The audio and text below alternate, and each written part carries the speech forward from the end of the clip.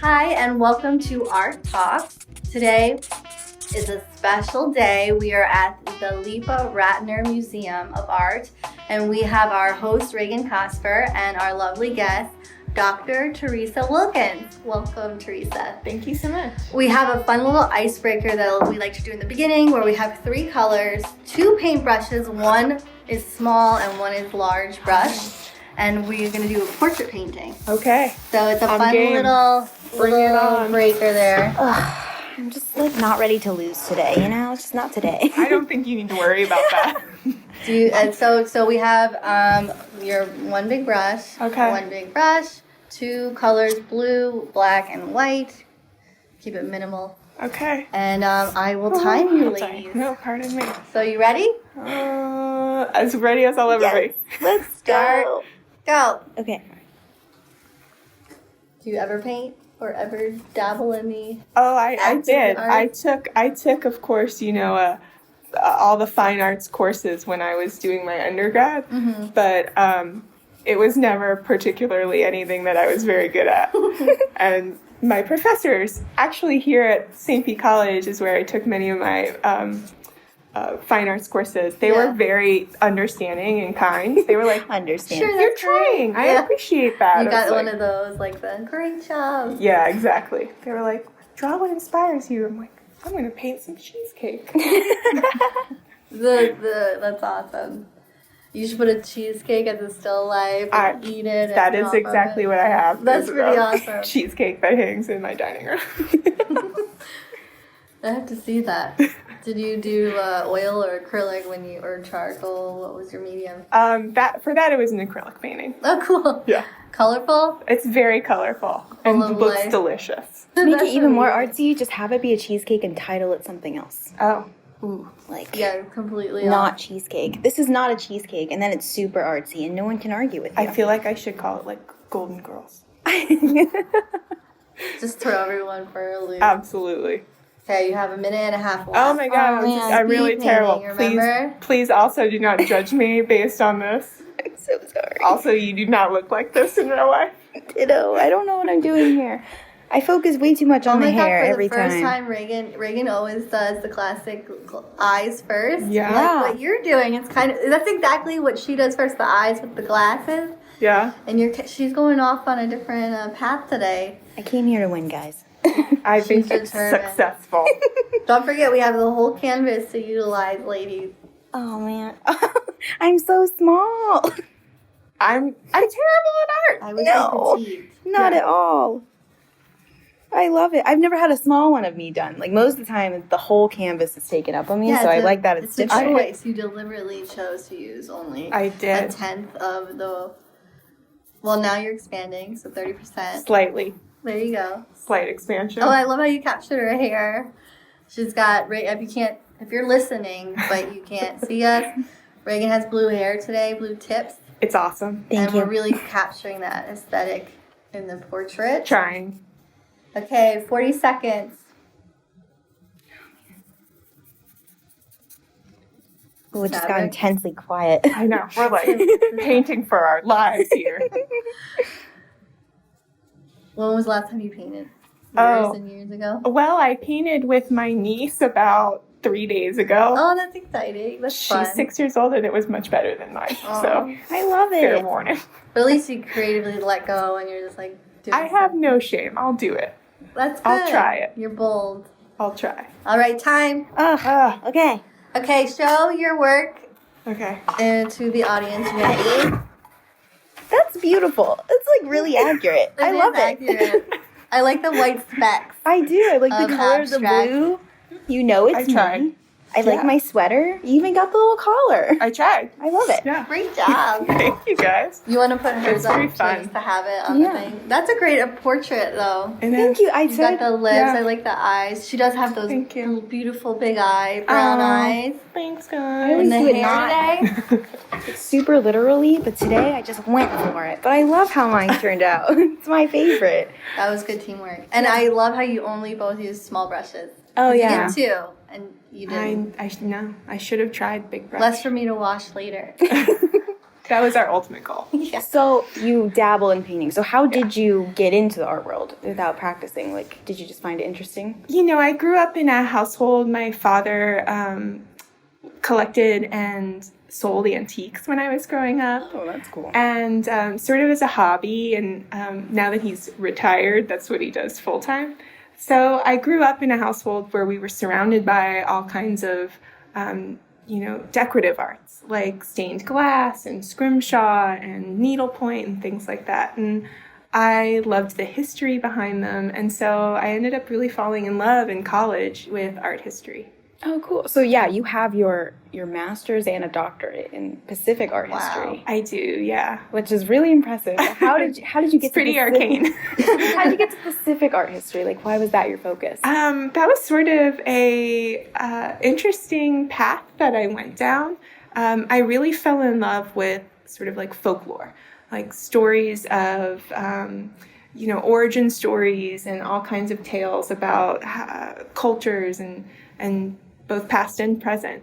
And I really was attracted to that, specifically in how art portrays those and how art illustrates those in all different fashions. And I really, felt a connection with sort of non-Western arts, with those of the Pacific and like the American Northwest and things like that. That's really beautiful. Yeah, What was there a certain pivotal moment when you were already studying, then you switched?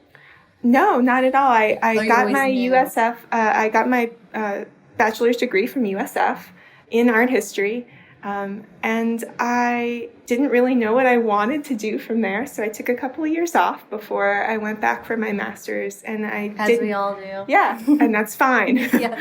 I did my master's out in Hawaii, and that's amazing. yeah, it was absolutely a The blast. best time of your life. Yeah, it was pretty, well, I don't know, now it's pretty great too, but it was definitely a really fun time and a great experience. And it was sort of while I was there that I dove deep into the culture. So I took language classes and dance classes and weaving techniques and all kinds of things to really learn these traditional and continued practices, and just absolutely fell in love with it, and then decided like that's what I'm going to do. That's really exciting, because rather than just study it, you did it too. You tried the classes, you embraced the culture to really connect. Yeah, that's a big part of the study. I think that's really important overall for whatever sort of vein of study that you're doing, is to really immerse yourself in it and try it. You might not be good at it, and I'm not. I'm terrible at everything. I did, my dissertation was on featherwork in Hawaii. Featherwork. Yeah, there's an ancient and now modern practice of creating, feathered leis and like belts. feathered, or just really beautiful, detailed, like strung feathered leis, or woven like busts made completely out of feathers and things like that. That's amazing. It's really cool. And I was really lucky. That must be so hard to make busts out of feather. It's incredibly hard. They're like woven wicker busts and then everything. It's a patient. Yeah. But I tried taking, classes to do that, and my instructor was like, "That looks like my cat played with it." Sorry. That's so honest. At least she was very honest, very sweet, and I was really lucky to have her as my teacher. But yeah, I think it's important, no matter what you do, to know as much as you can and recognize you're always going to learn. You're always learning. So how did you get involved with the Leepa-Rattner Museum? Well, I remember this museum, and more importantly, this collection, before it opened at this location. I was born and raised here in Pinellas County, and so I have memories of visiting the collection when I was in high school. The opportunity came up when the last director was getting ready to retire, and I couldn't help. I had to jump at that opportunity. This is such an incredible museum, a real cultural gem, especially up here in northern Pinellas. And I had such a passion for the collection here that it reflects Florida artists and artists of the Southeast.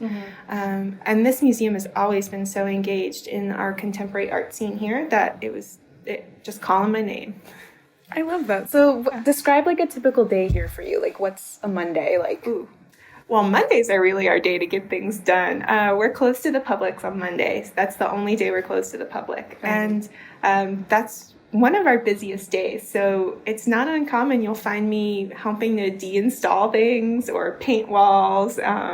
We have all of our fun meetings on those days. Yeah, it's Meeting Monday. Meeting right? Monday, absolutely. Getting everyone like set for the week. Yeah, absolutely. But then the rest of the week is always sort of a mixed bag, meeting with different community partners because we work with all different organizations throughout our city and county and sort of the Tri-County area here. Doing museum tours with school groups, working with our partners over at Haley Hospital and the VA to expand our art therapy program. It's really a wide variety of things. No, that's awesome. I didn't know you guys did all of that stuff. I thought it's just a museum on a college campus. I hear that a million times every day. People are really surprised at what goes on here. Mm-hmm. And I see that as really like my biggest task here is to just be that mouthpiece out in the community that lets everybody know what's going on here, and shines a light on all the hardworking individuals that have made everything here possible. No, I love that. So since you're located on like a college campus, do you find it easier to get more foot traffic because like kids are coming into the library and like do they actually explore the museum? And we have a ton of college students that come in here, and that's actually a really amazing part of this museum because most of the students that we have here are either returning to education at a later point in their life, or they're really sort of just kind of figuring it out and exploring what they want to do. And most of them have never been to a museum. That's crazy. Period. Wow. Yeah, it's absolutely crazy for us, right, in the arts to think about. But they come in here and you can just see something in them just spark alive. And we have a student right now who's been here every day for the past 3 weeks, I think. Way, oh my every gosh. day. Yeah, every day. He came for a class assignment, had never been to a museum, and just fell in love. And he's in our, we have an Explore More gallery upstairs, and he's up there painting and drawing every day. Oh my and goodness. Yeah, That's it's really exciting It's like to he's see. that childlikeness comes out. Absolutely. He's sort of like a heavy metal kid, and he's got like the long hair, and he's like, yeah, I don't know anything about art, But I'm drawn to it. Yeah, and he brought us back his paper that he had to write, and like showed us his grade. And That's it's like, good. yeah, it like feels good, and it's really great and rewarding.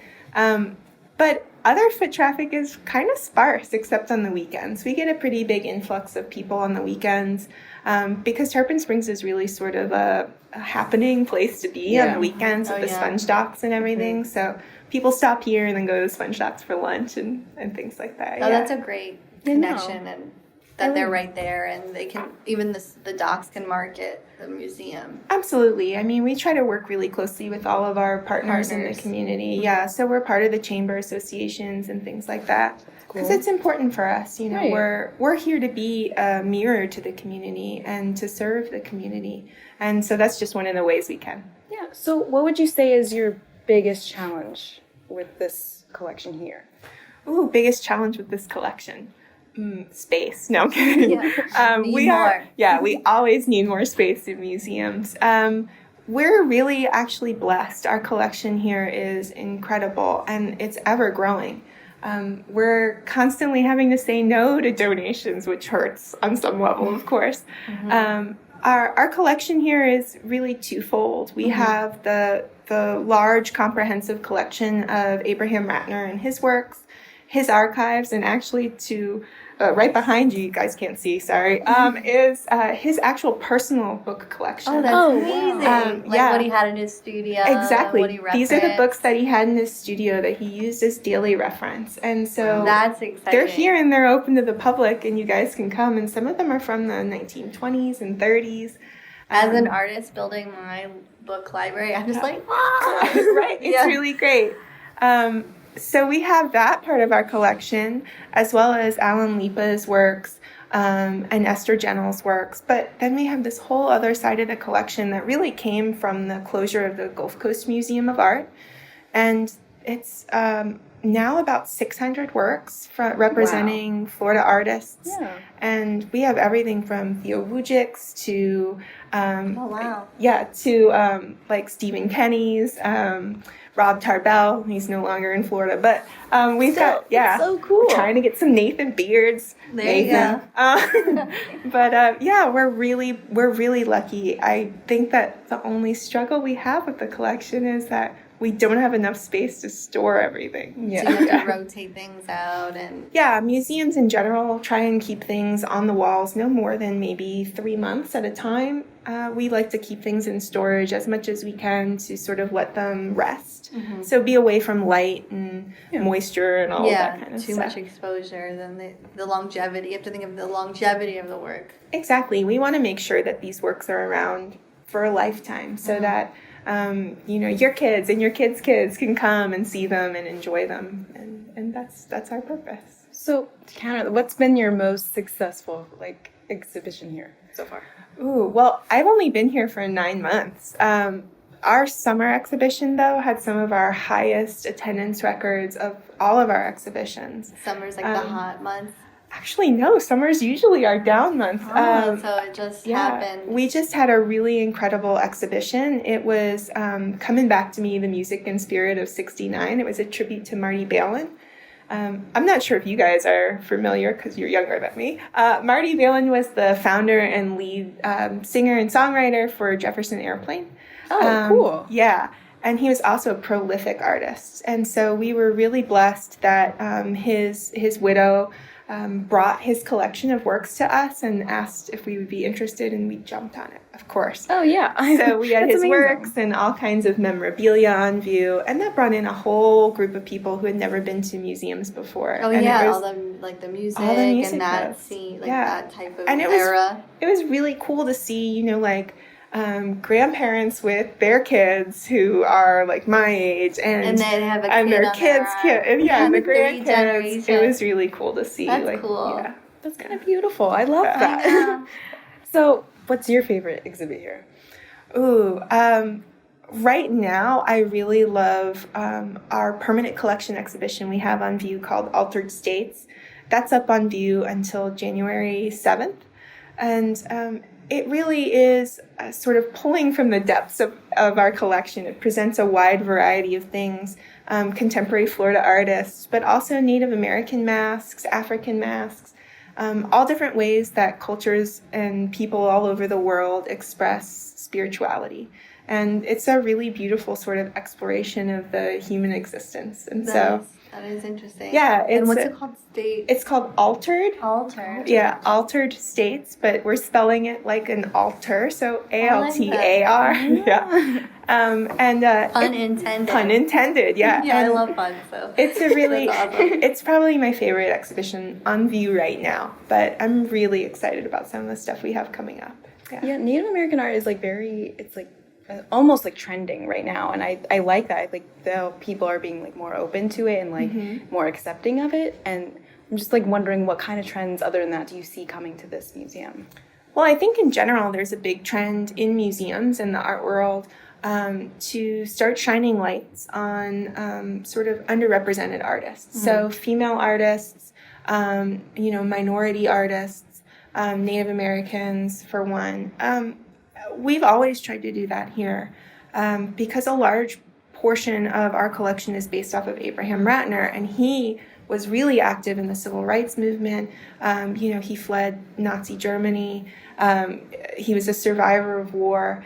Wow. He had a really incredible story, and that sort of sets the tone for how we approach the exhibitions and the artists we want to have here is people that are... stories and the stories that they're telling and the meanings behind that may their not work. have been heard before. Exactly. So we're really excited to continue that work and to continue to try and bring in sort of underrepresented voices from the community. Yeah. So how could a local artist who's not really represented get more involved in the... Well, we always have opportunities to volunteer, and we have a docent class that's starting in January that we're always looking for more docents. But we have all kinds of art shows here throughout the year that local artists can take part in and submit works to. And we're working towards a pretty exciting exhibition in a few years that will be a juried exhibition of local artists. That's amazing. Yeah. Do you always save two wings for work that's always changing out in shows? Yeah, about two of our galleries are called our changing galleries, and those are the exhibitions that change about every 3 months. The rest of the museum is our permanent collection on view. Okay. A large portion, of course, is the Abraham-Rattner collection, but the other is all of our sort of southeastern U.S. and Florida-based artists, and we change those out quite a few times a year. Wow, that's like really amazing. Because from what I've noticed in like our other interviews is that like some of the local artists aren't as represented in certain museums, just because like they get more like nationwide work, and Absolutely, which is like amazing. But like I like the idea that like come give us your work kind of attitude. And then they have more nationwide Florida-based nationwide artists too. Yeah. Like that seems like it's yeah, really supporting your local. It's really success stories. Exactly. It's really important for us to reflect our community and to support our community. And let's be honest, like Florida has an incredible arts history to it, and contemporary artists that are working here now are absolutely amazing. So, in my opinion, we'd be a fool if we didn't. Exactly. So I always like to close by asking like, what is the best advice you could give to local artists like right now on like how they should approach the art world and get more involved? So I think that the number one thing that I would say to like local artists, contemporary artists, is to just continue what you're passionate about. Do what inspires you. That is contagious. If you feel strongly about something, other people will feel strongly about it too.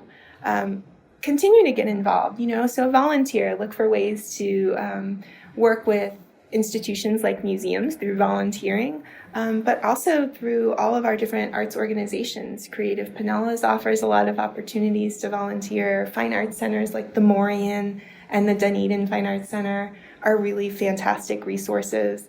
They offer a lot of local artists opportunities to teach classes and mentor other artists.